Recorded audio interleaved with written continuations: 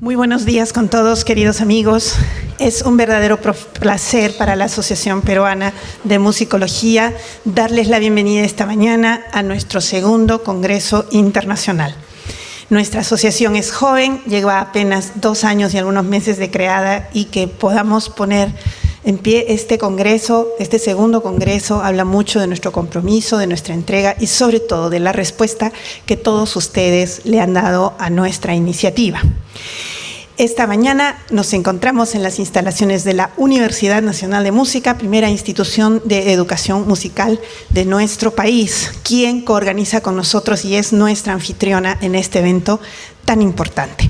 Vamos a iniciar esta ceremonia de apertura del Congreso con las palabras del doctor Ramón Tiago Méndez de Oliveira, vicepresidente de investigación de la Universidad Nacional de Música y nuestro anfitrión esta semana. Doctor, bienvenido. Muchas gracias y sean todos bienvenidos, muy buenos días y bienvenidos a nuestra casa de estudio. Espero que la estadía de ustedes sea cálida, como a las otras instituciones también nos reciben cálidamente. El segundo Congreso Internacional de la Asociación Peruana de Musicología, organizado en coparticipación con la Universidad Nacional de Música, tiene varios,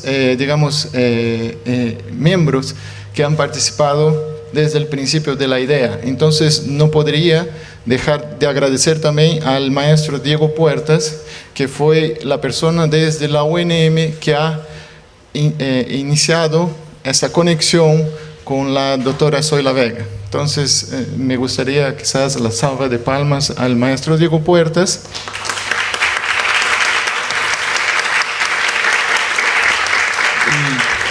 Muchas gracias. Y sin más preámbulo, me gustaría de pasar la palabra a la maestra María Alejandra Carrillo Fidel, vicepresidente de la Asociación Peruana de Musicología. Buenos días a todos y a todas. Doctor Ramón Tiago Méndez, vicepresidente de investigación de la Universidad Nacional de Música. Doctor Víctor Hugo Ñopo Olazábal, director del Instituto de Investigación de la misma universidad, y a toda la comunidad musicológica presente. Es un honor darles la bienvenida al segundo Congreso Internacional de la Asociación Peruana de Musicología. Nos encontramos reunidos en la Universidad Nacional de Música, que nos acoge por primera vez. Esta institución educativa es la única que cuenta con licenciatura en musicología en todo el Perú y promueve a través de la revista ANTEC, que todos tienen en sus bolsitas, la investigación, por lo que esperamos que el trabajo entre UNM y ASPEMUS siga creciendo.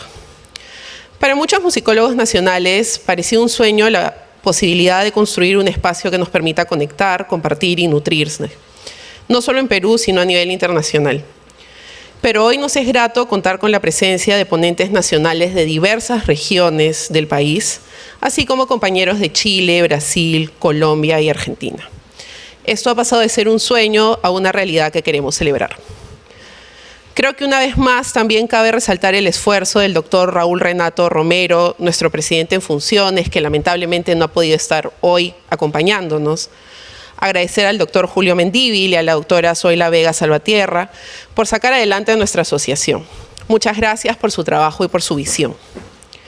Para finalizar estas palabras de bienvenida, quiero reiterar uno de los aspectos más importantes de este congreso. Durante los próximos días tendremos la oportunidad de compartir conocimientos, debatir ideas y establecer nuevas conexiones que sin duda impulsarán el futuro de la musicología latinoamericana. Estamos acá no solo para repensar la música, sino para ser capaces de promover análisis, crítica y la reflexión en busca de mejores realidades para todos nuestros países. Que este encuentro sea un espacio fértil para la inspiración y la colaboración, fortaleciendo lazos y abriendo nuevos espacios de investigación. Gracias. Muy buenos días, queridas y queridos colegas.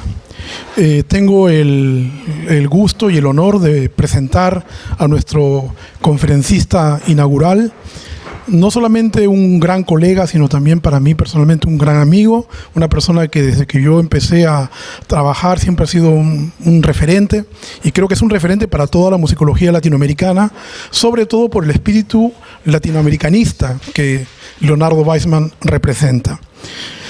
Leonardo estudió musicología, es además de musicólogo, director de ensambles musicales, realizó sus estudios musicales en la Universidad Nacional de Córdoba y en la Universidad de Chicago, donde se doctoró en el año 1989. Ha sido conferenciante y profesor invitado en varias universidades de América Latina, en Estados Unidos y también en Europa. Hace poco tuvimos la suerte de tenerlo en Viena, donde también pudimos compartir. Ha sido y es miembro fundador de la Asociación Argentina de Musicología y ha publicado trabajos sobre el madrigal italiano, la música colonial latinoamericana, la práctica de la ejecución de la música antigua, la música popular argentina y la inserción sociocultural de los estilos musicales. Y esto es bastante importante porque, como pueden ver, el área de temas que trabaja Leonardo rompe con esta típica división entre etnomusicología y musicología histórica, ¿no? Los intereses de Leonardo abarcan diferentes áreas del conocimiento musical. Especialmente se ha dedicado a la música de las misiones jesuíticas en Sudamérica. Como clavecinista y director especializado en música barroca, ha presentado numerosos programas de música inédita de los siglos XVI al XVIII. Desde el 2001, ha centrado sus investigaciones en la recuperación y difusión de la música de Vicente Martín y Soler. Este día nos va a presentar, para inaugurar nuestra conferencia, la ponencia La Otredad Sonora de las Misiones Jesuíticas a los Barrios de Hoy. Leonardo, un gran placer tenerte aquí. La palabra es tuya. Agradeciendo el honor de esta invitación a la Asociación Peruana de Musicología y en especial a Zoila Vega Salvatierra y Julio Mendívil, quiero comenzar esta charla advirtiendo a los oyentes que tendrá la forma de una intersección entre dos tópicos independientes, ninguno de los cuales será desarrollado prolijamente, sino solo en cuanto es relevante al cruce con el otro. El eje desarrollado más extensamente es el de la interpretación actual de la música de las misiones jesuíticas del pasado colonial. El otro, más breve, es la inculturación de niños y jóvenes de barrios populares latinoamericanos con músicas de tradición académica. En un principio era el texto, o sea, la partitura. Cuando Mendelssohn revivió la Pasión según San Mateo de Bach, solo tomó en cuenta las notas escritas por Johann Sebastian en los manuscritos. Las volvió a la vida, cortando muchos pasajes, con los medios vocales e instrumentales disponibles en Leipzig en 1829, 100 años después de su estreno. Posteriormente fueron los instrumentos. Wanda Landowska reverenciaba la conjunción de las notas con el accionar de su clavecín. Safford Cape amaba los sonidos que producían sus violas da gamba, partiendo de lo anotado por compositores del pasado. Todo cambió con el surgimiento de la early music en la posguerra. Desde entonces, todo músico que encarara la interpretación de música de Josquin, Monteverdi o Bach debía ejercer una opción: utilizar las convenciones ya muy establecidas de la performance tradicional del siglo XIX u optar por estudiar los tratados sobre interpretación de siglos anteriores, investigar las fuentes escritas y en algunos casos las tradiciones orales, para adoptar criterios históricamente informados y aproximar sus ejecuciones a las de la época de composición.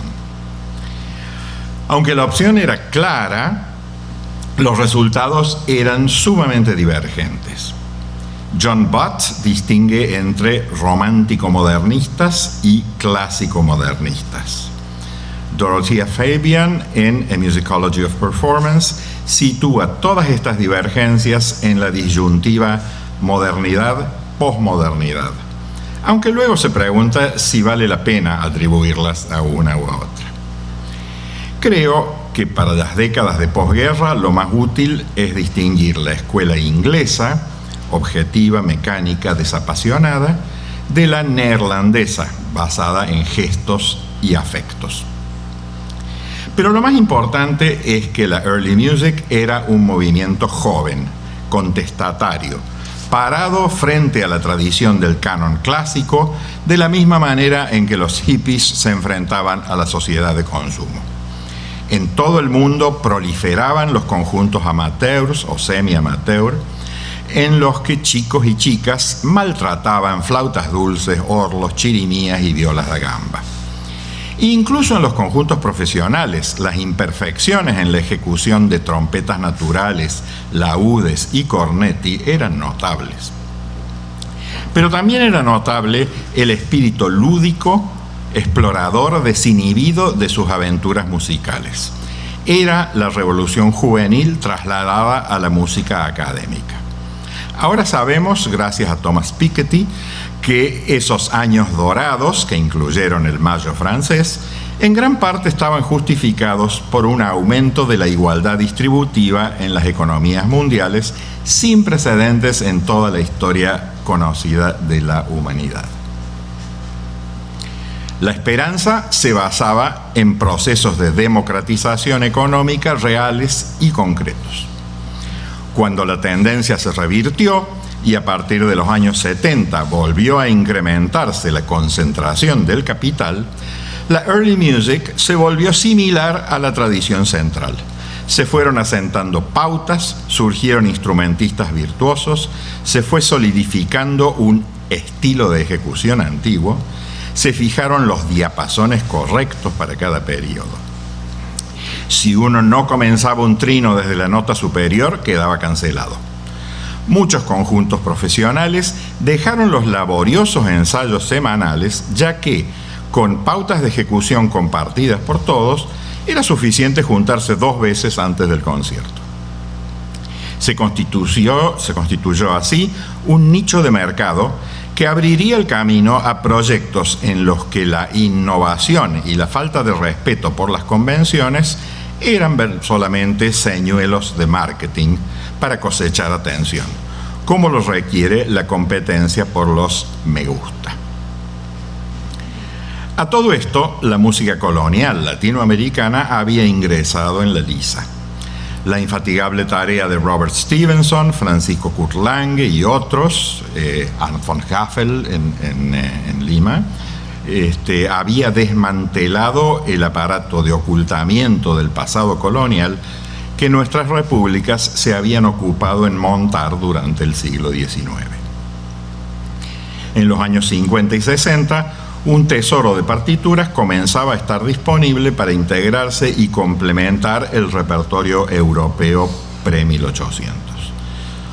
Pocos recogieron el guante al principio. Algunas grabaciones del coro de Roger Wagner, la primera de 1966, otras del coro dirigido por el padre Segade, comenzando en 1973, otras de Arndt von Haffel y su Asociación Artística y Cultural Jueves de 1972-73, además de otros 3 o 4 discos de otros conjuntos estadounidenses y argentinos. Con la única excepción del coro del padre Segade, las ejecuciones no dejaban ni siquiera vislumbrar los cambios en la práctica de ejecución de los practicantes de la early music. Tempos muy lentos, vibratos imponentes, legato eterno en las cuerdas, configuraban una estética de la solemnidad que se sacaba chispas con las nuevas sensibilidades juveniles.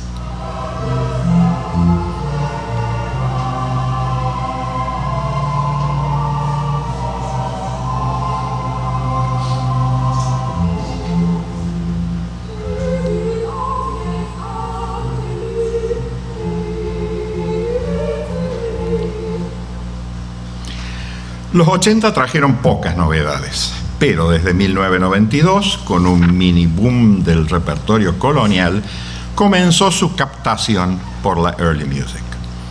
A la sombra del 5º centenario del desembarco de Colón, se pudieron formular y financiar grandes proyectos como Le Chemin du Baroque del sello CAC 617, que coparon un sector del mercado discográfico, dejando sin embargo algún lugar para emprendimientos más modestos. No puedo aquí hacer ni siquiera un muestreo de las docenas de grabaciones que siguieron en los decenios siguientes. Me contentaré con abstraer las dos líneas principales que creo distinguir atravesándolas. Por un lado, la aplicación de un estilo de ejecución antiguo que, como dije recién, estaba crecientemente estandarizado y normativizado. Partiendo de datos recabados en los países centrales, Italia, Francia, Alemania, y sin duda obedeciendo también a las preferencias estéticas de los mismos, se aplicaba una serie de convenciones de ejecución correcta a la música colonial.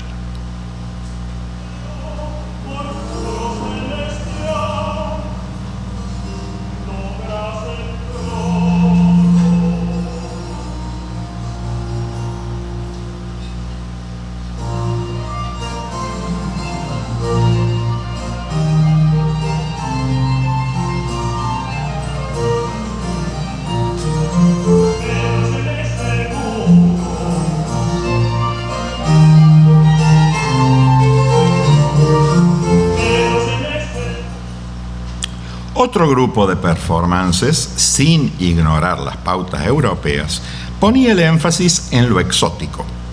Aprovechando la inmigración de numerosos músicos latinoamericanos al viejo continente y a Norteamérica, incorporaban prácticas de músicas populares actuales. Aunque las prácticas usadas eran invariablemente calificadas como tradicionales, la mayoría de ellas son modos de hacer música de nuestros días, que han sufrido apabullantes influencias de músicas populares globalizadas.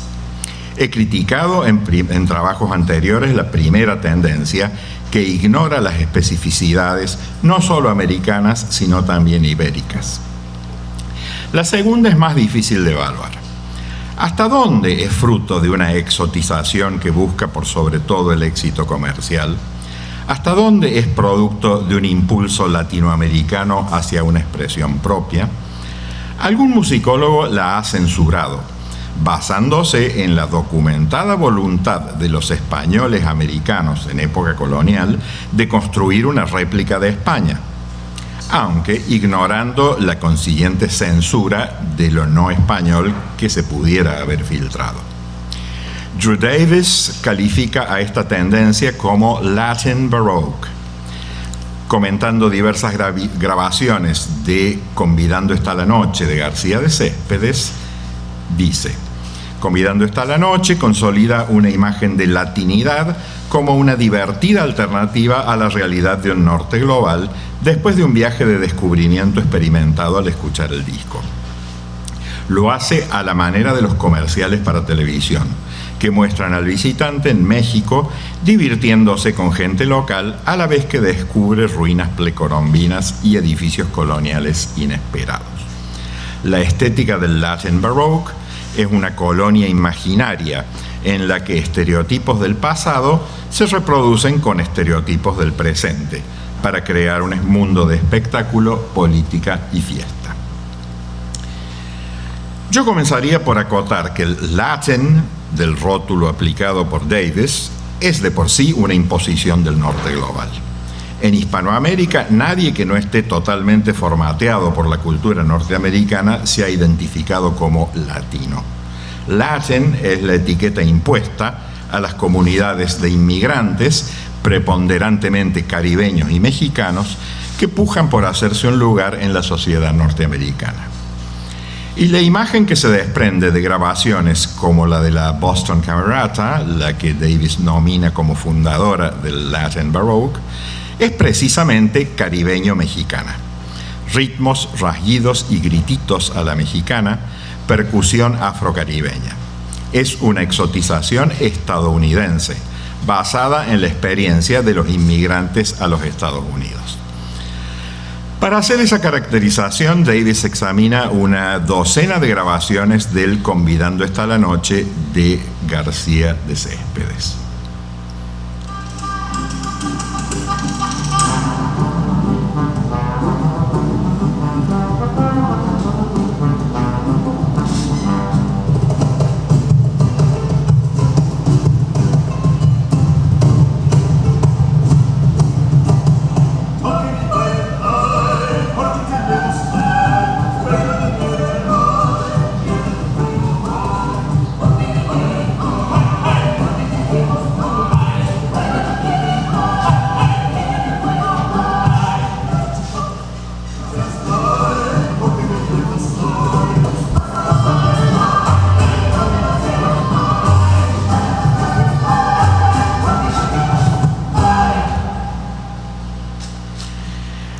puede ser significativo que los registros más afines a esa estética sean provenientes de grupos residentes en el norte global.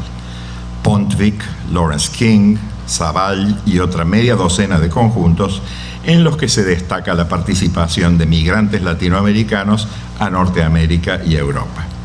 En ese marco se ha dado lo que Javier Marín caracteriza como fusión de la música antigua, Early Music Fusion, que en algunos casos se convierte en una variante de la World Music. El colmo de esta exotización se deja oír en el preludio de este video del conjunto danés Via Artis, registrado en 2014. Oímos imitaciones de cantos de pájaros y rostros cobrizos tomados de imágenes coloniales americanas.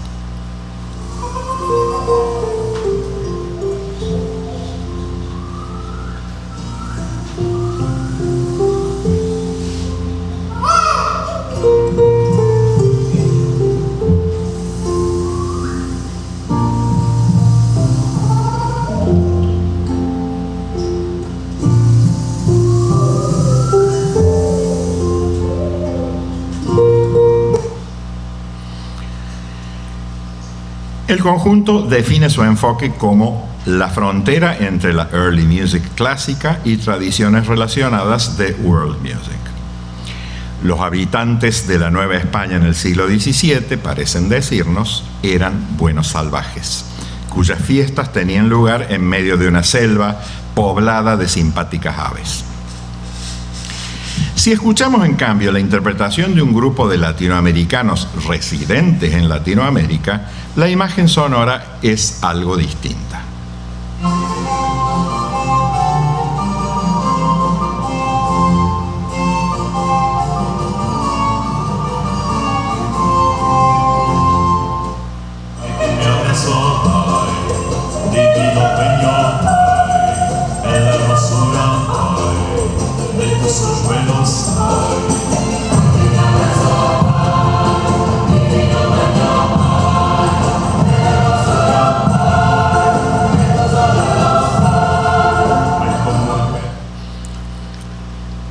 Por de pronto, no está la rígida alternancia 6x8, 3x4, que fue introducida por la edición de Robert Stevenson y que sin duda proviene del musical West Side Story de Leonard Bernstein. Como sabemos, nuestras gemiolas son mucho menos predecibles. Además, la percusión agregada es muy discreta. El ritmo es marcado sobre todo por los rasguidos guitarrísticos, como es usual en Hispanoamérica fuera del Caribe. No hay elementos de exotismo. Si la antigua grabación del conjunto argentino parece demasiado europea, las de los cubanos de Ars Longa incursionan de lleno en lo que en música popular se denomina fusión, combinando sin complejos partituras del siglo XVII o XVIII con formas de cantar, tocar y bailar que se han constituido en tradición. Las atractivas interpretaciones de Ars Longa también han encontrado sus defensores académicos. Hablo en particular de Miriam Escudero, que introduce el concepto de performance inculturada, que permite al intérprete nativo actual, este individuo que es portador del mestizaje cultural resultante, libertad para contaminar la matriz europea con su sistema singular de expresión de las emociones básicas. Ese sistema se desarrolló a través de la coexistencia obligada de músicas, músicos y sentidos de trascendencia que conformó nuestras diversas idiosincrasias latinoamericanas. No se pretende la tan meneada autenticidad, la certeza de que nuestras versiones son similares a las antiguas. Sí, la expresión de una cultura que de alguna manera subsiste en los músicos actuales. Como muestra de la diferencia latinoamericana en acción, presento esta pantalla dividida. Ambas interpretaciones pueden ser consideradas válidas, los europeos mostrando una alegría casi infantil, los cubanos desplegando una picardía que aprovecha los múltiples matices que la repetida exclamación "ay" puede tener para todos nosotros.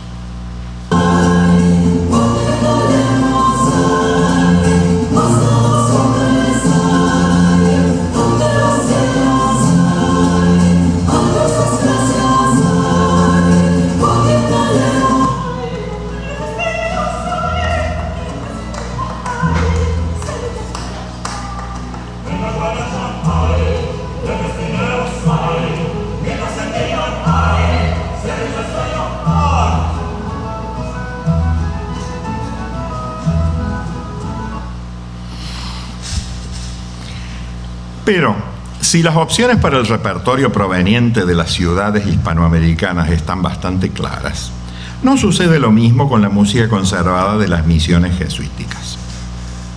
Como es sabido, la pérdida de la inmensa mayoría de las partituras de las áreas de guaraníes, Orinoco, Maynas, Mocovíes y Nueva España ha sido en algún grado compensada por el redescubrimiento de los archivos de Mojos y Chiquitos. Las grabaciones se iniciaron con un disco de música secreta de 1992, en el que tímidamente el conjunto se aventuraba a grabar un par de ritornelos con biurrizo, una flauta traversera tradicional de los Chiquitos. ¿No?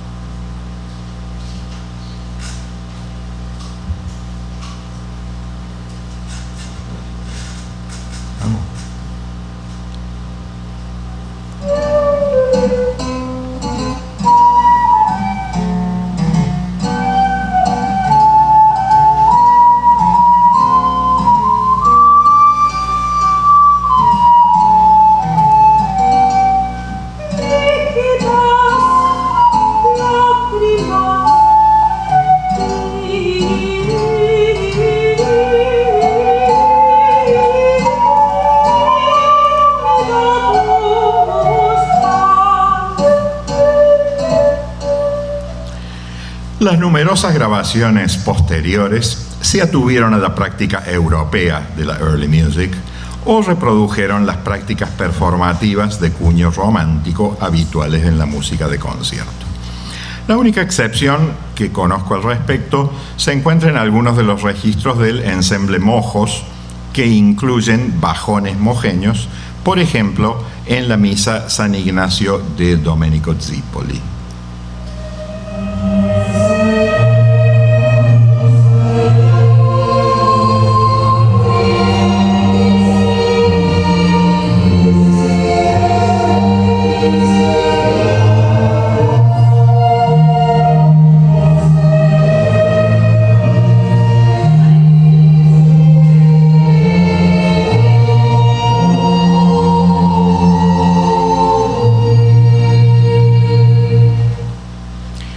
Sin embargo, en las performances del conjunto homogéneo, las prácticas de ejecución local solo aparecen en el repertorio oral tradicional incluido en sus presentaciones. En las obras del siglo XVIII, como acabamos de escuchar, reinan las prácticas europeas, más allá del color que dan algunos instrumentos autóctonos. En 1999 escribió una crítica a la tergiversación del sonido misional. Constaté, en primer lugar, que las orquestas y coros de las misiones de Chiquitos eran mucho más nutridas que sus imitaciones del siglo XX. Informes de los jesuitas e inventarios de los instrumentos guardados en las iglesias revelan que en el siglo XVIII las fuerzas musicales promediaban 12 cantantes, en algunos casos cerca de 30, una docena de violines, 3 bajos de cuerda, 3 trompetas y 4 arpas, además del órgano. Probablemente el número de cantantes listado no incluía la media docena de niños que estaban a cargo de la voz de tiple, de manera que seguramente el orgánico sumaba cerca de 40 ejecutantes. Este número, coincidentemente, es referencia en documentos de la orden que especifica que no debía haber más de 40 músicos empleados en cada pueblo, ya que el oficio de músico era muy codiciado por su prestigio, su poder y sus beneficios materiales. En contraste, la gran mayoría de las ejecuciones modernas utilizan un instrumento o voz por cada parte, constituyendo conjuntos de no más de una docena de músicos. Sin duda, esto se debe en gran parte al factor económico, pues abarata los costos de presentaciones y giras. Pero también es producto del credo estético de la early music, ágil y liviana. Su manifestación más señera son las grabaciones de Joshua Rifkin de las cantatas de Bach con un solo cantante por cuerda. Voy a ilustrar ese contraste, anticipando un poco el final de esta charla, con un fragmento de una pieza misional. Primero en una grabación comercial y luego en el registro del concierto que da origen a estas reflexiones.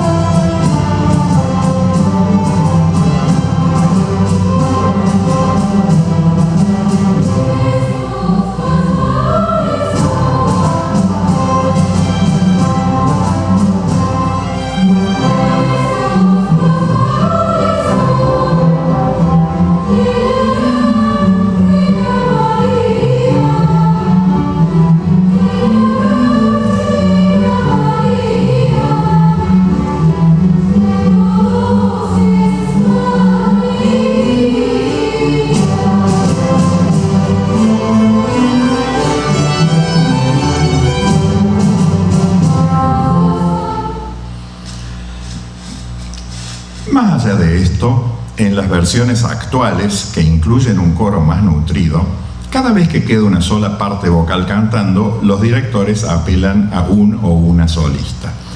Ya que en los papeles originales hay tantas copias de esas secciones como de las otras en las que cantan todas las voces juntas, es evidente que por lo general no eran partes de solistas, sino de coro al unísono. Algunos intérpretes actuales, siguiendo la línea de hispanoamericanizar el barroco, incorporan guitarra rasgueada y otros cordófonos pulsados. Pero en las misiones de chiquitos no entró la guitarra. Moritz Bach señala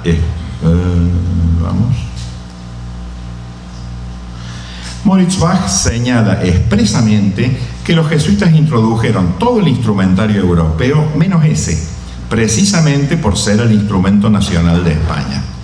Observación que da un cariz de verosimilitud a la tantas veces desmentida acusación de la construcción de un Estado jesuita autónomo, el supuesto Reino del Paraguay.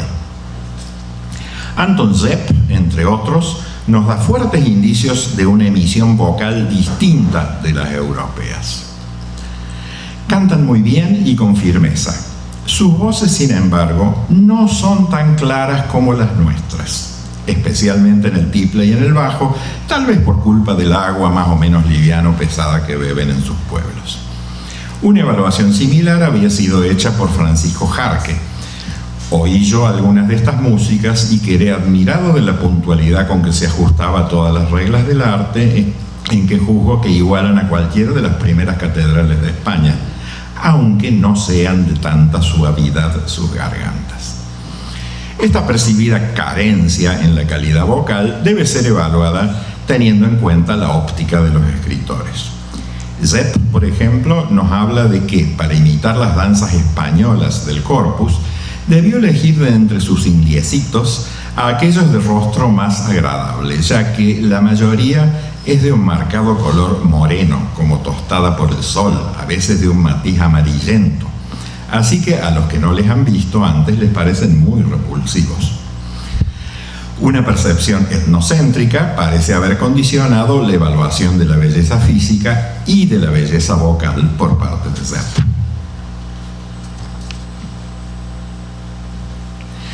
Tanto las reservas apuntadas sobre la emisión vocal como la postura corporal y la actitud artística de los indígenas, caracterizadas diplomáticamente como un modo de cantar con mucha serenidad, devoción y modestia, no con la vanidad y desenvoltura con que cantan algunos de allá, de Europa, nos traen vívidamente a la memoria las prácticas de ejecución que aún hoy se puede observar en grupos indígenas chiquitanos y mojeños cuando entonan, en versiones casi irreconocibles, composiciones del bicentenario legado jesuítico que ellos han preservado amorosamente a través de una doble transmisión oral y escrita.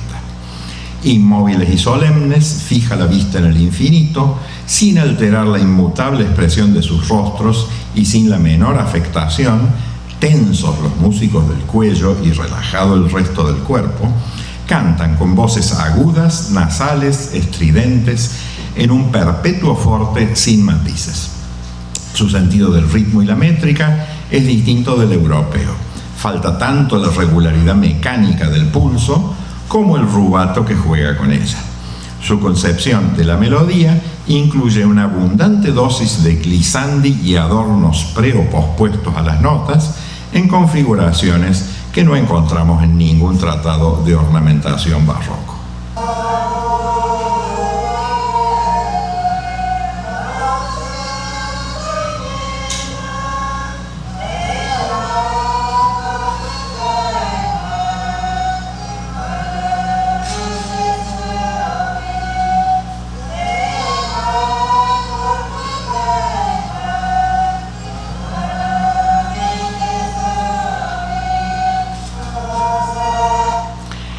Es evidente que las versiones actuales de las músicas de las misiones sudamericanas guardan muy poca relación con los sonidos que poblaban las sabanas y florestas en el siglo XVIII. Pero también es evidente que el video que acabamos de ver y escuchar, con una ejecución extremadamente amateur, no puede ser modelo para interpretaciones actuales. ¿Qué hacer? En este atolladero recorde las descripciones de ejecuciones musicales oídas en Chiquitos 60 años después de la expulsión de los jesuitas. En particular, la detallada reseña del alemán Moritz Bach, residente en la zona por muchos años, publicada en Leipzig en 1843. Esta reseña me ofreció la perspectiva de un sonido diferente, verdaderamente eurochiquitano. Bach, cuyos conocimientos de música parecen acordes con su ilustre apellido, nos revela que a pesar de la cuidadosa ocultación que llevan a cabo las fuentes jesuíticas, los sacerdotes permitieron y alentaron la conservación de instrumentos y prácticas musicales indígenas que, al menos para la época en que él vivió en Chiquitos, se unían a los artefactos y partituras europeas para construir lo que él llama una orquesta monstruosa.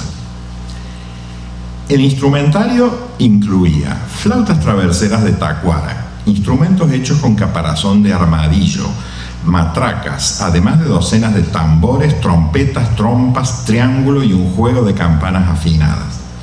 Se sumaban a estos multitud de violines, bajos de cuerda, oboes, clarinetes y flautas, 2 arpas y un gran órgano. A pesar de la heterogeneidad, orquesta y coros armonizaban maravillosamente. No solo sonaban bien, sino que conmovían al oyente con un adagio que derretía el corazón o con una escena que ponía los pelos de punta.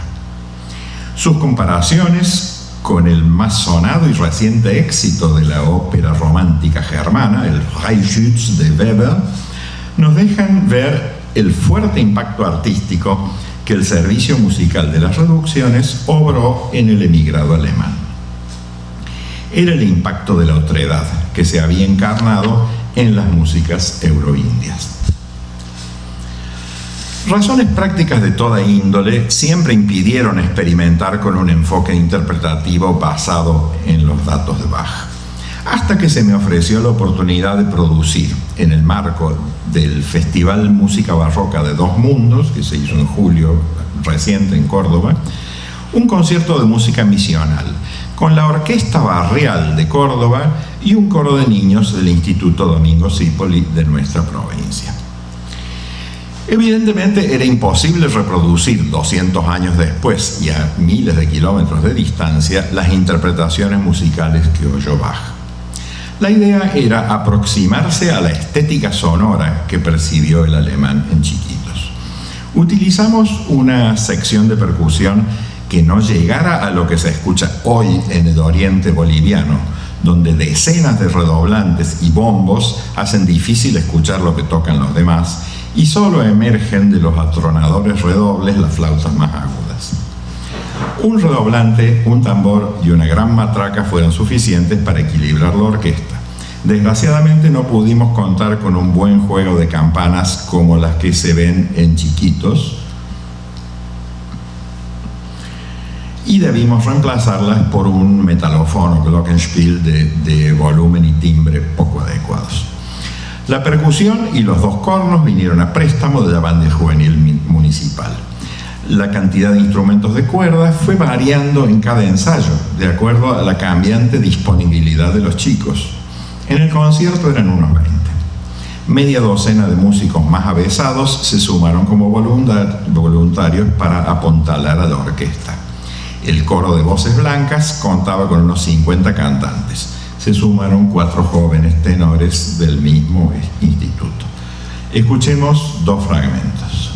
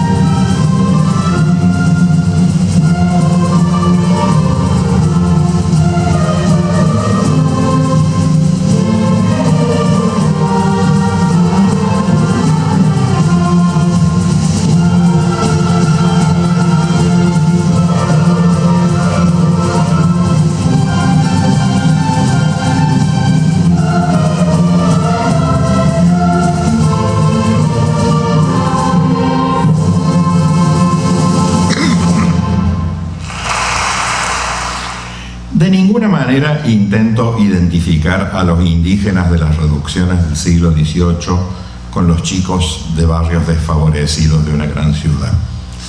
Sin embargo, hay algunas coincidencias que me interesó explorar. Los jesuitas entendían que enseñar música a los aborígenes era un medio de rescatarlos del demonio que los mantenía prisioneros a través de sus supersticiones. La música era una herramienta para atraerlos a un modo de vida civilizado y a la fe cristiana, en ese orden. Los programas de acción social a través de la música, cuyo abanderado es el sistema venezolano, entienden a la música como una forma de rescatar a los niños de ambientes tóxicos, cargados de conflictividad y abuso de drogas, para conducirlos a una construcción de una subjetividad y sociabilidad más sana. Pero, por más sana, no podemos entender otra cosa que la sociedad burguesa capitalista de Occidente. Entre las coincidencias no debemos pasar por alto el hecho de que los misioneros de la época colonial siempre consideraron a sus indios como niños que nunca llegaban a la madurez. Es por eso que llamaban neófitos a los habitantes de las aldeas, aún después de generaciones enteras transcurridas desde la conversión. Así como los indígenas chiquitanos tenían una música propia, enraizada y constitutiva de su cultura, los chicos de los barrios participan de una cultura musical engarzada tanto en su entorno chico como en los sistemas productivos de la música popular internacional. En el caso de Córdoba, el género llamado cuarteto es dominante, pero no faltan el reggaetón, el hip hop y resabios de las músicas tradicionales, tango y folclore. Muy pronto se me plantó el dilema ético. ¿Con qué derecho podíamos nosotros, privilegiados por nuestra formación académica y entorno burgués, imponer a estos chicos una música impregnada de la violencia de la colonización de hace 300 años? Por ser yo un intelectual, busqué las respuestas en la bibliografía académica. Me encontré con una frondosa selva de libros y artículos y una docena de nuevas siglas disciplinarias, como la música comunitaria, CM en inglés, acción social a través de la música, SATM, impacto social de hacer música, SIMM, el arte como acción social, ASA, justicia social en la educación musical, SJMM. Una guía excelente a través de este laberinto me resultó el libro de Jeff Baker sobre la red de escuelas de música de Medellín, que pone sobre el tapete muchos logros y problemas de las orquestas barriales, como aquella con la que yo tenía que trabajar. La excelencia de los resultados musicales de experiencias latinoamericanas como el sistema venezolano y la red de Medellín es indiscutible. Menos audibles, pero significativos, son los reparos que han merecido sus resultados sociales. Una apretada síntesis de los que he podido recoger son: si la finalidad de estos programas es rescatar a jóvenes de circunstancias nocivas para hacer de ellos ciudadanos proactivos, la dinámica de las orquestas sinfónicas y la tradición de la enseñanza de conservatorio no conducen a una socialización activa y participativa, ya que responden a pautas autoritarias y coercitivas. Por otra parte, ¿por qué se percibe que los pobres y no los ricos necesitan lecciones de colectividad y solidaridad? Es preeminente en los discursos de promoción de estas organizaciones la afirmación del poder formativo de la música. Más allá del concepto decimonónico de que la música eleva el espíritu, no se han visto demostraciones estadísticas de un mejor desempeño de los músicos en la sociedad comparados con no músicos. El estudio concentrado sobre un instrumento inculca autodisciplina, no valores sociales. Algunas de estas escuelas populares de música son concebidas como líneas de producción de instrumentistas profesionales, aunque el mercado de trabajo en orquestas sinfónicas no pueda luego absorberlos. Hay una superproducción. El tribalismo. Después de haber sido rescatados por las organizaciones musicales, los miembros de las orquestas sociales se consideran mejores que sus coetáneos en los barrios y aumentan la distancia con sus vecinos. Esto es un factor de exclusión más que de inclusión social. Por lo demás, el tribalismo interno común en todas las orquestas sinfónicas, por ejemplo, las cuerdas despreciando los bronces, se extiende rápidamente a las orquestas sociales. En las apreciaciones sobre el desempeño de estas escuelas, raramente se menciona los muy frecuentes abandonos, alrededor de la mitad de alumnos en el primer año. ¿Qué sucede con estos? ¿Son material de desecho? En muchos casos, los críticos señalan que se trabaja no tanto con los grupos más vulnerables o marginalizados, sino con una fracción de las clases populares que mantienen aspiraciones de ascenso y, sobre todo, fe en la educación como un canal para lograrlo. Ahora, algunas matizaciones de esas críticas. Parece haber un contraste entre instituciones pequeñas, donde la selectividad externa e interna es menos rígida, y grandes organizaciones como las de Venezuela y Colombia. Si la disciplina de una orquesta sinfónica contradice los valores de una sociedad abierta, el trabajar con grupos pequeños, en gran parte autogestionados y con una actitud más flexible hacia la práctica musical, sí podría inculcar valores sociales de creatividad alejados de la obediencia y la buena conducta.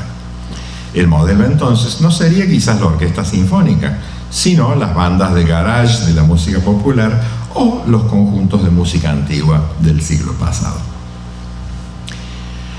Me apresuro a declarar que en mis relaciones con los chicos de la red de orquesta no detecté ninguno de los rasgos negativos recién apuntados. La orquesta es el organismo central de la red de orquestas barriales de Córdoba, un conglomerado de 8 grupos de trabajo que operan en barrios desfavorecidos de la periferia ciudadana: El Chingolo, Marqués Anexo, Campo de la Ribera, etc.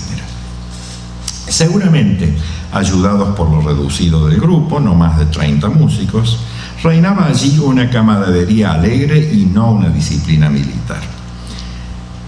Una insólita muestra de chicos pobres y jóvenes con problemas previos de conductas delictivas y o trastornos psicológicos que disfrutan del hacer música juntos, bajo una dirección respetada por ser cálida y flexible, no autoritaria. Por problemas económicos y de transporte, la asistencia a los ensayos es irregular, la financiación siempre es escasa y está constantemente en peligro. Pero el grupo se sostiene por los sentimientos solidarios que lo inspira. Su repertorio es decididamente mixto, con predominancia de músicas populares.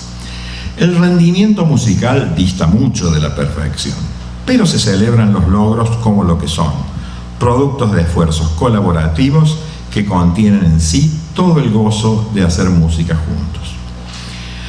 Todo esto los distancia enormemente de lo que deben haber sido las capillas musicales indígenas de las misiones, en las que el ensayo era diario y seguramente la precisión y ajuste en la ejecución consiguientemente más pulida.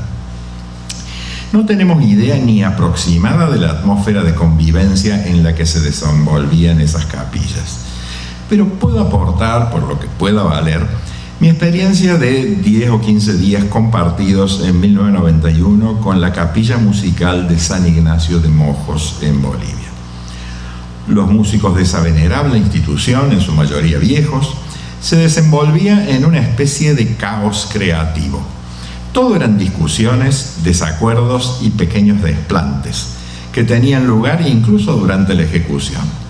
Sin embargo, nada de eso llevaba a desbaratar una performance que para mis oídos europeizados era desafinada y desajustada, pero que ellos disfrutaban y la comunidad aparentemente percibía como satisfactoria. Disculpen la calidad del video.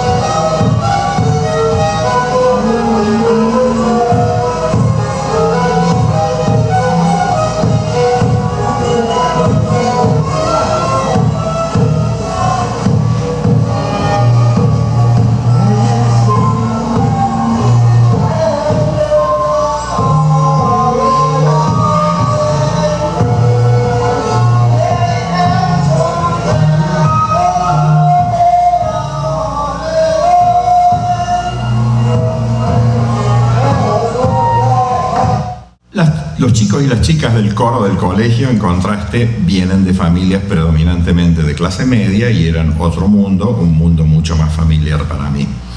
Charlatanes y ruidosos mientras no cantaban, mostraban una disciplina notable en la ejecución. Se podía confiar plenamente que la performance saldría como estaba planeada. Desgraciadamente, no hubo oportunidad para la interacción social entre los dos grupos. Con lo recién expuesto debe quedar claro que la mayoría de las objeciones a las orquestas sociales arriba resumidas simplemente no se justificaban. Pero subsistía para mí un dilema ético. ¿Estábamos reiterando la acción colonial de los jesuitas en un entorno diferente? ¿Era nuestra acción musical un adoctrinamiento para imponerles las pautas hegemónicas?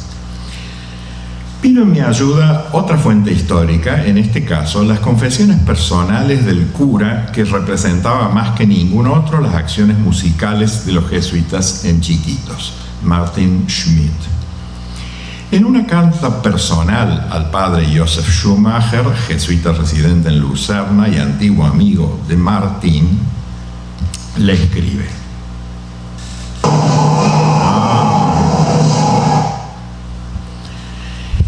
si vuestra reverencia se pregunta, ¿qué es de la vida del larguilucho herrero que se fue de misionero al otro hemisferio? Schmidt significa herrero. ¿Vive o está muerto? Respondo brevemente: vivo, y gozo de una salud constantemente buena. Llevo una vida no solo alegre, sino deliciosa. En pocas palabras, canto, taño, juego, bailo, danzo. Dirá vuestra reverencia, flor de misionero, si esto les agrada a los superiores.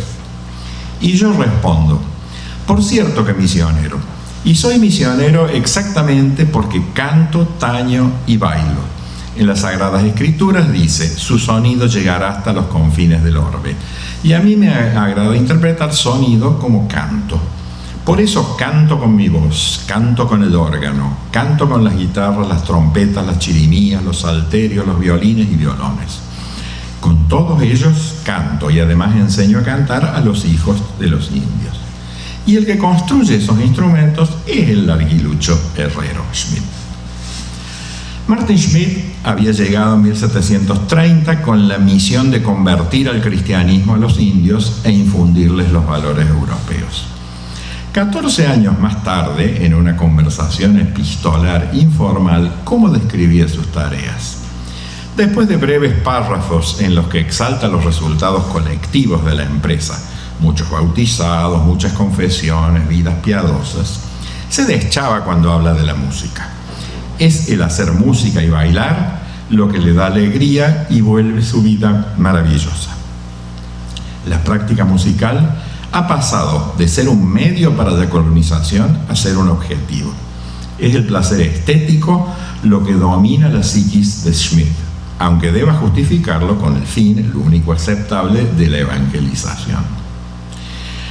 Si ahora vuelvo al imperfecto paralelo misiones entre indios y orquestas en barrios populares, las palabras del larguirucho Schmidt me iluminan los objetos con una luz reconfortante. La finalidad ostensible de ambos procesos puede ser discutible. Los jesuitas como parte inescindible de un proyecto imperial colonizador.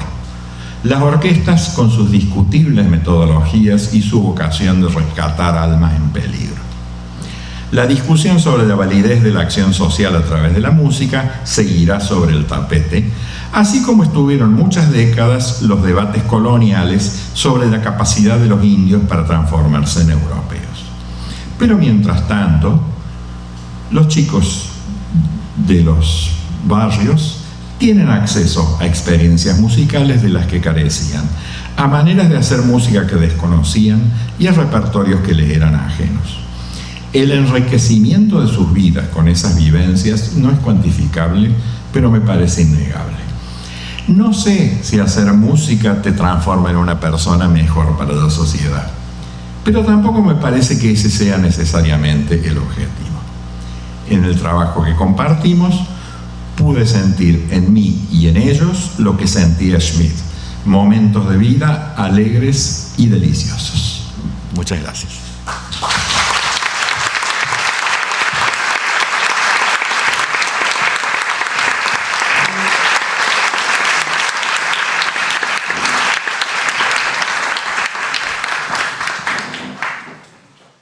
Bueno, muchas gracias, Leonardo, por este fascinante recorrido por muchos años de historia musical y también por la actualidad del tema. Yo creo que mucho de lo que has comentado hoy se podría aplicar muy fácilmente también a este descubrimiento de las músicas prehispánicas que estamos teniendo, gente que hace réplicas de instrumentos y se inventa una música prehispánica, ¿no?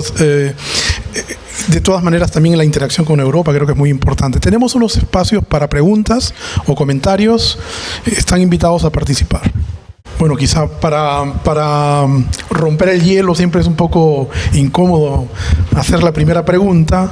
Voy a aprovechar entonces para aventurar una pregunta justamente con esta asociación que hacía, ¿no?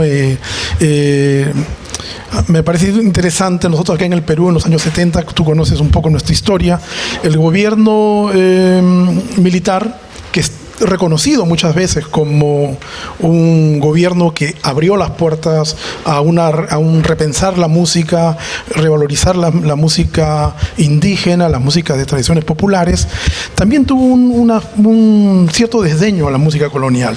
En esos años se publicó el libro de Sas sobre la música colonial, pero también es cierto que había más interés en fomentar algo que no nos una a la colonia, que no nos una a esa dependencia cultural, sino más bien a reforzar un imaginario nacionalista, ¿no? Y yo quisiera encaminar mi pregunta un poco por ese lado, ¿no? Cómo esta música latinoamericana, que es un boom en ese momento en Europa, como yo lo veo, también se ensarza con discursos nacionalistas en nuestros países, por ejemplo, en el caso de Bolivia, ¿no? En el caso de Venezuela. Quizás podrías hacer un comentario a este respecto. Sí, mi perspectiva es forzadamente argentina, donde siempre hemos tenido una relación ambivalente con Latinoamérica, pero justamente esos años de los 70 son los años en los que por cuestiones políticas también se revivió más la idea de que éramos parte y de que había que luchar por una Latinoamérica de alguna manera unida y por supuesto más fuerte, y ahí el rescate de lo colonial cambió totalmente de signo. En la primera mitad del siglo XX, lo colonial era señal de catolicismo acérrimo, filohispanismo e ideas reaccionarias, por herencia del siglo XIX, cuando todos quisimos ser franceses para sacarnos de encima la herencia española. Eso se empezó a dar vuelta justamente, yo diría, en toda la segunda mitad del siglo XX, donde reconocer lo hispánico del periodo colonial y lo prehispánico con mucha mayor profundidad, pasaron a ser banderas progresistas de alguna manera. Sí, creo que es un tema que valdría la pena explorar más en detalle, y es difícil por las distintas circunstancias políticas de los distintos países, ¿no? Pero bueno, la época de las dictaduras de los 70 abarcó una muy buena parte de Latinoamérica. Es profundamente simbólico quitarle el micro a Julio para poder hablar yo. Perdóname. Doctor, muchísimas gracias por su ponencia. Yo personalmente encuentro valiosísimo el enfoque que le ha dado, porque yo he estudiado con sus textos, con sus estudios sobre música colonial, y entonces me queda la enorme satisfacción de ver que la mirada al archivo, que la mirada al pasado tiene un enfoque y una aplicación en nuestro presente, y sobre todo en un presente que ha sido muy debatido por esta cuestión de los movimientos, el movimiento del sistema, orquestas juveniles, orquestas barriales, el rescate de la juventud, darle una ocupación para que no esté en actividades alternativas poco recomendables, etcétera, todo lo que ha abordado, y encuentro una estupenda articulación con esta musicología histórica, que a veces es tan denostada y vista como desconectada de nuestra realidad, pero que usted ahora la ha conectado y le ha dado un sentido, porque nos da herramientas también para interpretar este presente en el que vivimos. Desde la enorme experiencia que tiene usted y todo lo que nos ha traído con estos movimientos de la Baroque Latin Fusion, que ningún latino se dice latino a sí mismo, ¿cómo ve este movimiento? Porque yo siento que son olas, y los que tenemos ciertos años los vemos prosperar y decaer. Yo cuento una anécdota y reitero mi pregunta. Yo en el último año de la dictadura militar en el Perú, que se decía nacionalista, que se decía revolucionaria, me hicieron aprender a tocar quena. Y al año siguiente, cuando regresó la democracia, me pidieron una flauta dulce en la lista de útiles, flauta dulce alemana. Entonces es perfectamente comprensible. ¿Cómo ve usted estos movimientos? ¿Solo son moda? ¿Son expresión de políticas culturales? ¿Son construcciones colectivas para afirmar identidades? Muy personal la interpretación, por supuesto, no hay preguntas correctas. Sí, lo que puedo decir es claramente opinión situada, digamos, opinión marcada por las cosas que yo he vivido. Yo creo que en todas estas movimientos culturales es muy difícil ser lapidario, es muy difícil esto es puramente de intereses comerciales, esto es puramente reaccionario, esto es gloriosamente revolucionario. Creo que en todos los casos uno tiene que tratar de ir un poquito más adentro en la medida de lo posible y ver, qué hay de progresista en lo reaccionario. Porque muchas veces pasa, y es de alguna manera la única forma de acción que intelectualmente es satisfactoria. Es tratar de apoyar aquellos elementos que uno ve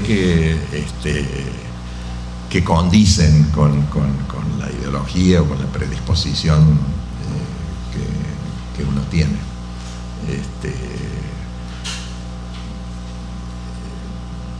El rescate de lo colonial, pues ya lo dije, en cierto momento era cosa totalmente de reaccionarios, y sin embargo llevaba a esta conexión con lo moderno, con la juventud, con la rebeldía.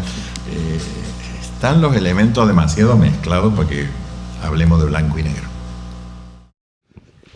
Doctor Weissman, muchísimas gracias. Realmente le agradezco profundamente por esta presentación, porque nos da esperanzas, que es lo que necesitamos, los que quizás entrando en este campo nos encontramos a veces desilusionados o desasosegados por las realidades que vemos. En estos tiempos, Julio nos ha llevado a los años 70, pero en estos tiempos en que las ideologías reaccionarias se encuentran espacios y se sienten justificadas de expresarse, vuelven a surgir ciertos discursos que son, yo creo, destructivos, y que lamentablemente han estado asociados con el estudio de ciertos periodos históricos, como es el periodo colonial.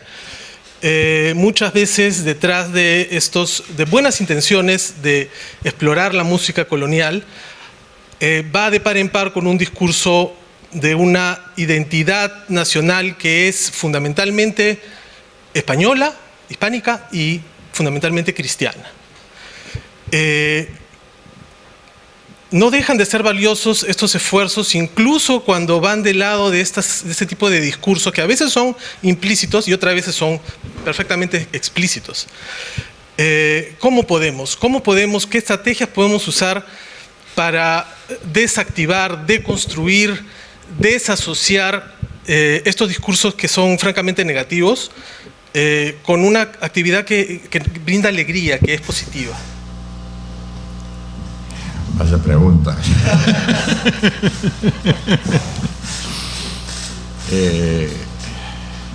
No tengo una receta,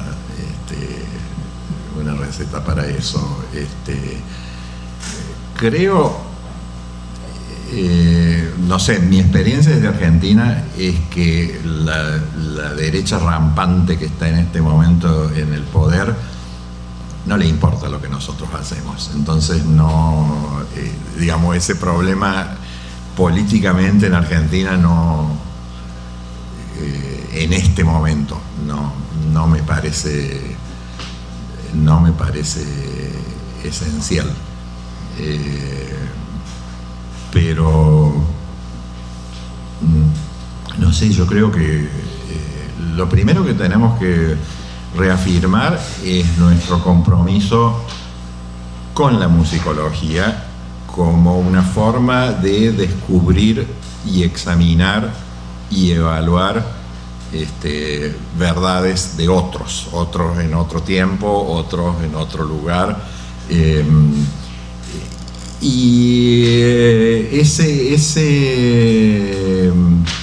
¿A dónde nos lleva eso como acción política?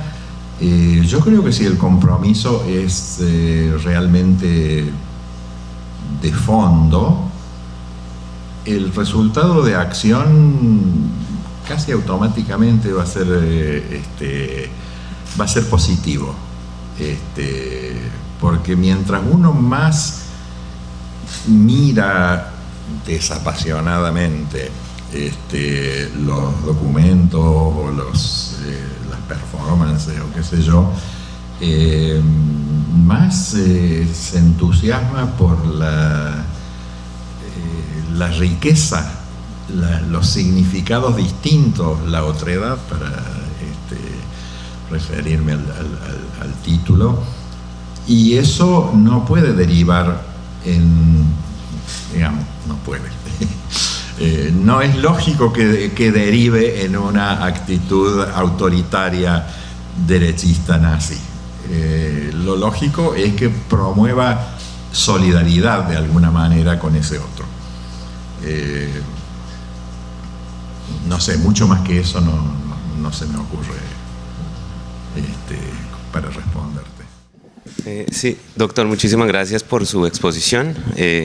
Mi nombre es Daniel, yo vengo de Colombia, y en Colombia, digamos, he tenido cercanía con la red de escuelas de Medellín, y en una oportunidad, una conversación que tenía yo con el director precisamente de la banda sinfónica joven de Medellín, él me decía, parte de la experiencia que hemos tenido en Colombia ha sido la agenda, llama él, porque nos permitió transitar de lo que llamamos nosotros fomento de las bellas artes, que se trabajaba durante algún tiempo tratando de imitar a un André Malraux francés en la gestión cultural, y transitamos hacia lo que llamamos dimensión cultural del desarrollo, y eso nos permitió casi como que unificar una visión de lo público con lo comercial, creando como un blindaje que genera ahora identidad de la red de escuelas de Medellín, porque la agenda la siente la gente. Es decir, la agenda de la red de escuelas, la gente colombiana la siente como identidad suya, y la gente de Medellín sí que siente que es parte de la identidad, tanto así que trasciende lo político, y ya lo político ya no influye en la red está más allá de ese escenario político. Y en ese entendido yo quisiera preguntar cuál ha sido la experiencia, por ejemplo, en Córdoba, para tratar de llegar a aplicar o para imitar o darle una innovación en ese manejo que tiene esa red que presentaba. Gracias. Sí, el libro de Jeff Kate Baker detalla mucho sobre la agenda y todos los objetivos socioculturales de la red de orquesta, y me parecieron sumamente interesantes y positivos como formulación. De allí a que los resultados tengan algunos... y también habla de la independencia política, contrastándolo con el caso de Venezuela, por ejemplo. En Córdoba, bueno, acá sí estamos directamente afectados por la política nacional. Estos núcleos se vienen manteniendo más o menos bajo distintos gobiernos, arreglándoselas como pueden, hasta los últimos presentes años, en que directamente desde el poder se los ignora, que es una forma de destruirlos, porque dependen de fondos, pequeños fondos, digamos, un ómnibus que traslade a los chicos de un barrio a otro, o la compra ocasional de un violín, digamos, son fondos muy pequeños, contratos de 2 o 3 personas para que manejen todo esto. Pero la política actual está desmantelando eso, bueno, está desmantelando toda la cultura, así que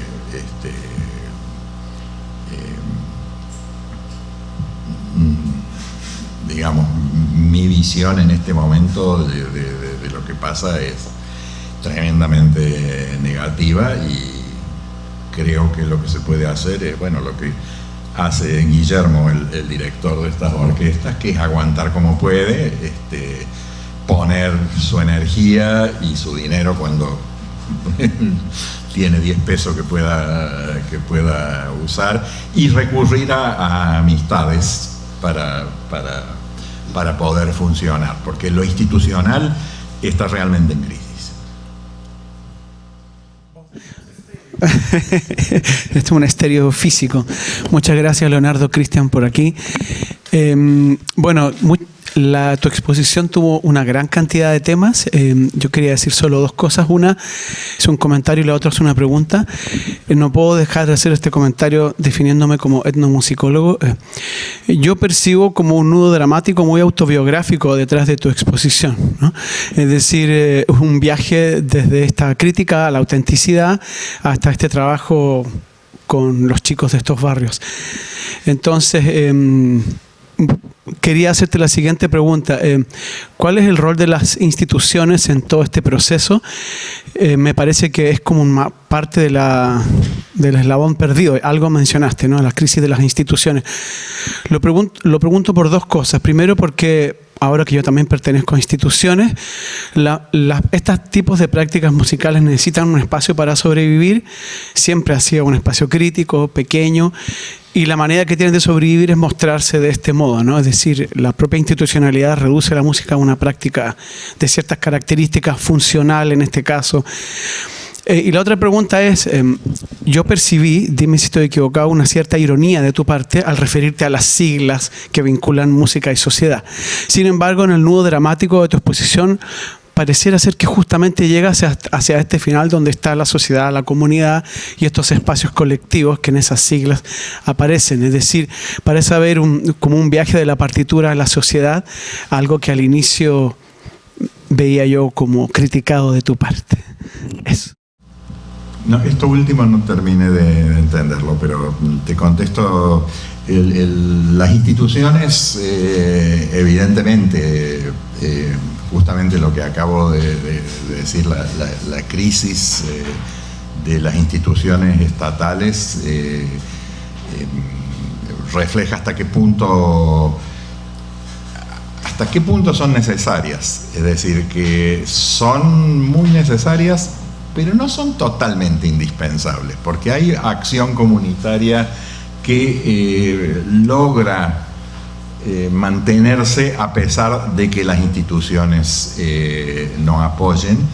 Y en este caso, por ejemplo, el festival dentro del cual tuvo lugar esto es un festival en el que participan una cantidad de instituciones, pero básicamente es un festival hecho a pulso por 2 o 3 personas que quisieron hacer esto y lograron un poquito, 10 pesos de este, 10 pesos de aquel, un servicio de audio de este. Las instituciones no son necesariamente centrales mientras la escala sea pequeña. Cuando la escala es más grande, las instituciones son indispensables y los peligros también, como creo que se desprende de lo que dije, los peligros son más grandes también de la institucionalización.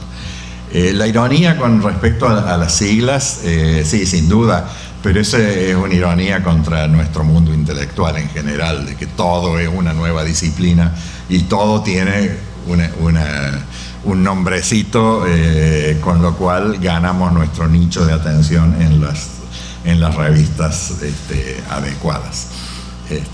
Si inventamos una disciplina, bueno. Sí, yo rescato el tono autobiográfico de tu ponencia que te comentan, porque efectivamente en los casi 40 años que nos conocemos, tú y yo sabemos lo que ha sido enfrentarse a un repertorio que había estado dormido durante una cantidad enorme de años y tratar de responder un cuestionario no escrito. Ya no diríamos, como dicen los etnomusicólogos, semiestructurado, sino ni siquiera estructurado, porque las preguntas estaban cuando nos enfrentamos al papel. Yo nunca olvidaré el día que llegué con la partitura del Magnificat 7 de Juan Matías de los Reyes, con el director de la Orquesta Sinfónica Nacional de México, y me dijo, después de leer, oiga, ¿y dónde están las violas? Muertas. Porque pues ahí no estaban, es que no se usaban violas en el orgánico hispánico que en otros países ya había entrado, y la viola fue entrando con sus asegúnes, pero ese es otro tema. Lo que comentó el director fue, pues esto a mí no me parece lo suficientemente sinfónico coral.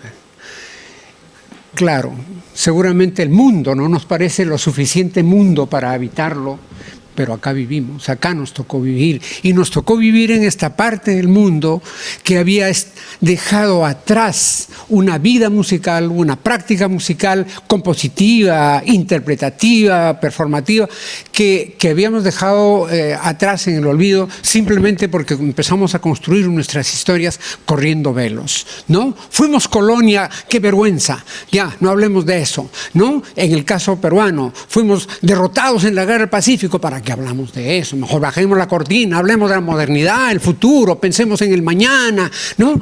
Pero las respuestas para contestar estaban allí. ¿Quiénes eran los que hacían música?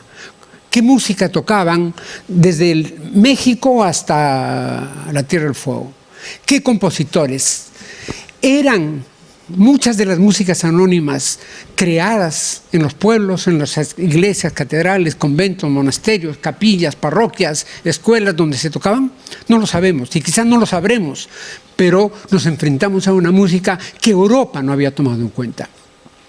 Que en el gran libro de la historia de la música, y creo que todos los que hemos estudiado historia de la música hemos seguido un tipo de historia de la música, donde nosotros estamos como el abuelito de Mafalda llorando después de darnos cuenta que no estábamos en ningún libro, ¿no? Entonces, una de las preguntas, por contestar eso, ojalá algún día se escriba una historia de la música que tiene 1.000.000 de páginas en blanco y nosotros estamos en esas páginas en blanco. Y si nosotros no escribimos de eso, sabiendo quiénes son nuestros compositores, nuestros intérpretes, nuestros autores, ¿por qué un fulano me tenía que venir a decir que no era lo suficientemente sinfónico coral? Cuando me lo dijo, yo me fui al archivo de la Catedral de Oaxaca a ver quiénes tocaban esa música que me estaba rechazando. ¿Y quiénes tocaban eso? Un violín primero, un violín segundo, un oboe primero, un oboe segundo, 6 cantores adultos, de los cuales uno llevaba 60 años cantando en el coro y no tenía escuela, y unos niñitos. Bueno, a ver pues, señor, haga una obra lo suficientemente sinfónico-coral con eso, ¿no? Bueno, había que romper paradigmas. Había que romper incluso el criterio de que estábamos trabajando, como se decía en la época del gobierno militar, a favor de España, que éramos pro-hispanistas, porque no iba por ahí, tampoco era pro-católica nuestra acción era cultural para recuperar a la memoria de nuestros pueblos hechos que habían ocurrido y que tenían sentido en el tiempo para nosotros. Somos hijos, nietos y bisnietos de esos músicos que algún día estuvieron poblando nuestros centros musicales y en los que además había una convergencia de blancos, mestizos, criollos, negros, indios, ¿no? Vamos, Juan Matías de los Reyes fue un maestro de capilla indígena en Oaxaca, y Antonio de Vera, Omar Morales lo ha documentado maravillosamente, era un esclavo que componía la música que le encargaba a su patrón. Todo eso, eso no lo vio Fétis cuando Alcedo le reclamó: oiga, usted habla mucho del mundo y no se ha dado cuenta que en Lima, que en el Perú hay un músico como Pedro Jiménez, Abril de Tirado, le dice, no, entonces acá también hay música, acá también hay músicos. Bueno, tratábamos de contestar esas preguntas y nos las hicimos en los congresos. Tú has estado conmigo en varios de ellos, Leonardo, y sabes que hablábamos de si esto es genuino, si esto es estético, si esto es artístico, si esto tiene calidad, todas esas cosas que Europa nos había acostumbrado a pensar como las cimas, ¿no?, del arte, como las cumbres del arte. Pero nosotros somos pueblos que han tenido vida propia, estéticamente vida propia, creativamente vida propia. Y creo que tu testimonio de hoy, en cierto sentido, refleja esto. Yo recuerdo mucho una conferencia que tú diste acerca de cómo una comunidad indígena cantaba una música francesa, de la cual había extraído las partes más audibles, y la seguían cantando y cantando y cantando. Es decir, una música se vuelve propia no solo cuando la compones, sino cuando la haces tuya y te expresas a través de ella, ¿no? Eso me llevó un día a responder en un coloquio en Montevideo: ¿cómo hacer investigación sobre la música de los siglos XVI al XVIII? Yo me resisto un poco a hablar de música colonial por lo que eso implica, aunque el régimen fue colonial, ¿no? ¿Cómo hacer investigación musical rompiendo pues los paradigmas con los cuales hemos sido educados, ¿no? Porque hablaban de Festival de la Música Renacentista y Barroca. ¿Hubo renacimiento en Chiquitos? Hubo renacimiento en el sentido que para Monteverdi o para Josquin fue el reencuentro de raíces, era otra cosa. Quizás nosotros estábamos haciendo un renacimiento porque íbamos al encuentro de esas músicas que fueron regales para nosotros, ¿no? Bueno, todo esto ha dado para muchos congresos. Yo coordiné como 7 o 6 congresos en Chiquitos donde discutíamos este tipo de cosas, ¿no? Bueno, el tema no está agotado, no está acabado y seguramente no lo estará. Ahora tenemos enfrente nuevas perspectivas porque el mundo es distinto de como cuando empezamos hace 50 años a hacer estas músicas, ¿no? Bueno, tu conferencia me dice que el tema está abierto, que sigue vivo y que tenemos, bueno, ningún pretexto para aburrirnos. Muchas gracias, Aurelio, y gracias también por rememorar esas experiencias que hemos compartido. De lo que dijiste, yo fui apuntando algunas cositas que me parece interesante comentar. Las partes de este concierto del cual vimos pedazos tampoco tienen violas, pero la orquesta tenía violas. Entonces la solución era muy simple porque era práctica corriente en los compositores del siglo XVIII poner las violas a la octava del bajo. Bueno, les hice una parte a la octava del bajo y de vez en cuando algún detallito para darme yo el gusto de creer que soy compositor. lo de las violas. La cuestión de que nosotros no estábamos en Fetiz y no estamos en el panorama general, yo traté de hacer mi parte en eso, escribiendo un panorama general de la música colonial para que sea criticado, para que haya algo que se pueda criticar, porque no teníamos nadie que equivaliera a Grout o a los grandes libros así de, no digo que este sea grande, pero digamos que sean panoramas con los cuales uno estudia y contra los cuales uno se vuelve cuando empieza a investigar. Entonces eso traté de hacer mi colaboración por ese lado. Y por último, todo el tema el rescate de lo español para la segunda mitad del siglo XX y para del periodo español, no de lo español, del periodo español, yo creo que también se encadena con un movimiento anterior del indigenismo. De alguna manera, si el indigenismo originalmente era anti-español o anti-europeo, en el resurgimiento de la música colonial se ata a esa idea de que busquemos lo que nosotros hacíamos, lo que nosotros éramos antes, sin diferencias entre si eran indígenas o si eran españoles. Los dos nos interesan. Gracias, Leonardo, por la conferencia muy reveladora. Mi nombre es Néstor Dueñas, de Colombia. Perdóneme el descaro de la pregunta, pero ¿se podría denominar a esta música como, si hay cumbia villera, podría haber música antigua villera? Me parece una hermosa idea. Sí, lo voy a ver si lo aplicamos. En caso de Córdoba, más bien sería música antigua cuartetera. Buen día y muchas gracias por la conferencia, doctor.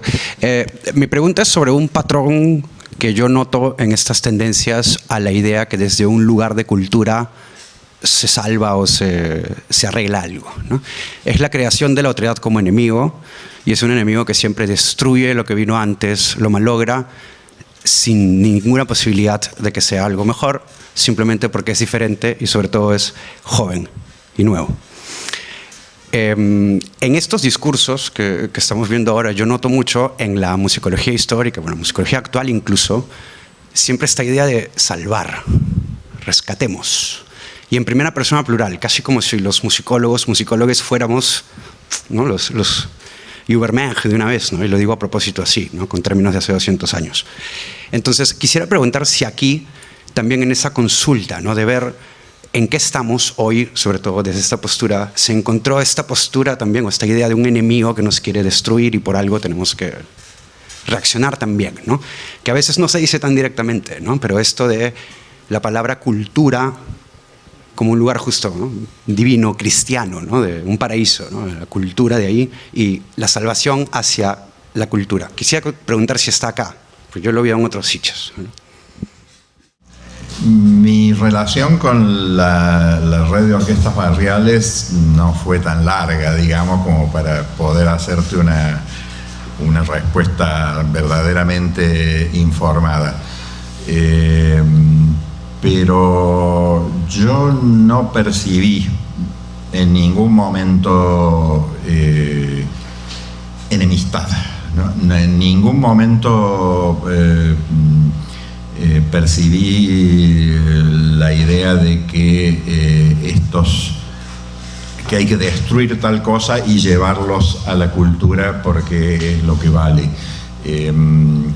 Me consta, por ejemplo, de que la orquesta con instrumentos académicos europeos toca mucho música de cuartetos, que es la música otra. Creo en ese sentido no tengo sino alabanzas por la acción de estas 2 o 3 personas que están trabajando y construyendo, no así sus sponsors institucionales que creo que les pasa eso, que cuando la orquesta toca cuarteto les deja de interesar.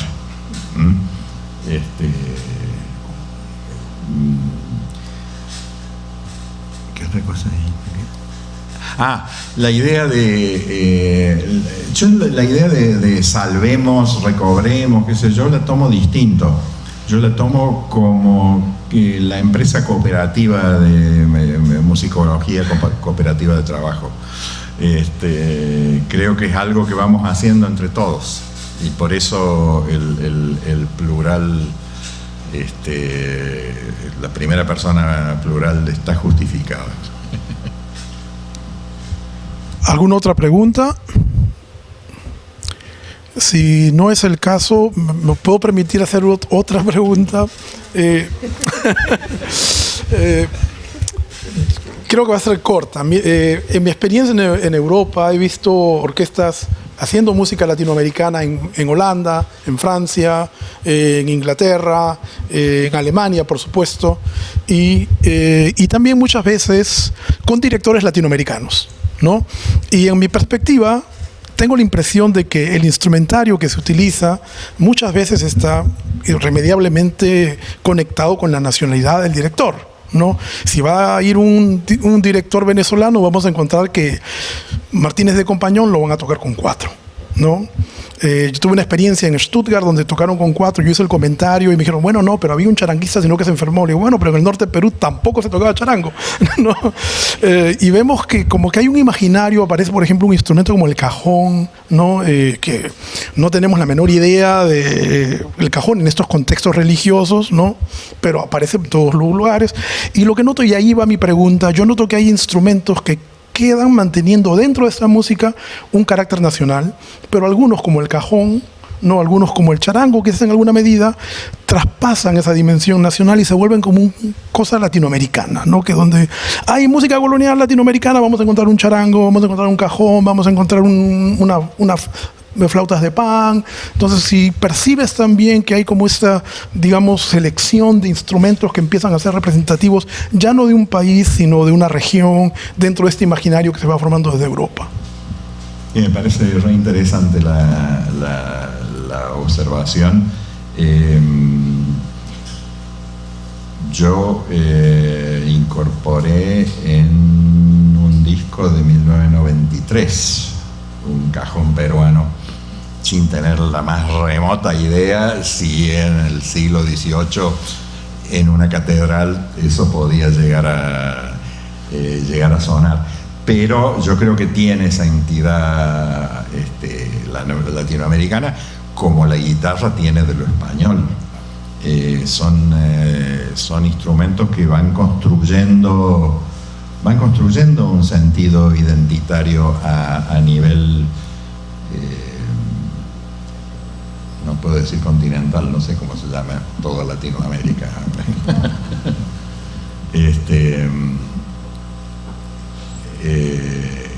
Pena que instrumentos como el arpa no se haya impuesto de esa manera, porque era un instrumento que desde México, del norte de México hasta las misiones de Chiloé estaba presente,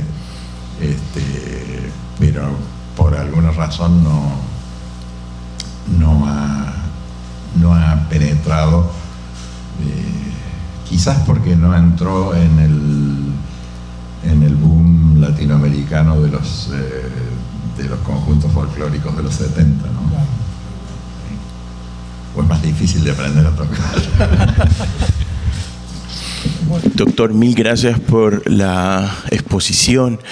Primero un comentario, quiero agradecerle a esta invitación a llegar a acuerdos y a llegar a no pelearnos con las músicas y aprender a masticar todos los entendimientos y incluso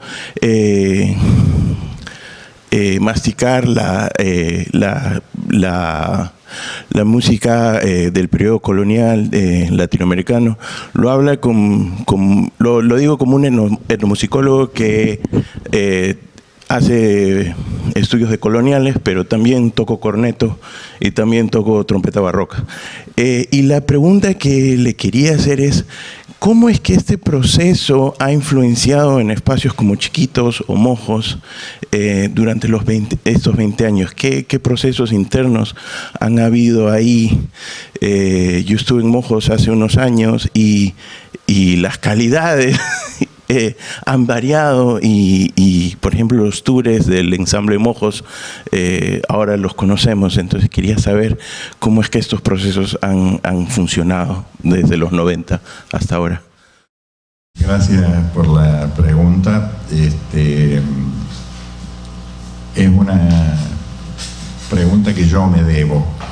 En este momento estoy construyendo, recopilando distintos artículos y agregando nuevos para un libro sobre Chiquitos. Y mi último capítulo se llama Chiquitos Hoy o algo parecido. Yo en varios momentos he protestado contra la política turística de los festivales que por un lado han visibilizado toda la región, por otro lado han ignorado las tradiciones indígenas que deberían haber ayudado a rescatar. Desgraciadamente yo hace 15 años que no voy a la zona y me voy a tener que pagar un viaje para poder escribir ese capítulo y ahí te voy a contestar. Bueno, Leonardo, en nombre de la asociación te damos muchas gracias por venir aquí y compartir con nosotros tu experiencia y esta ponencia que creo que ha abierto muchas preguntas en nosotros. Queremos despedirte con un gran aplauso por parte de los participantes.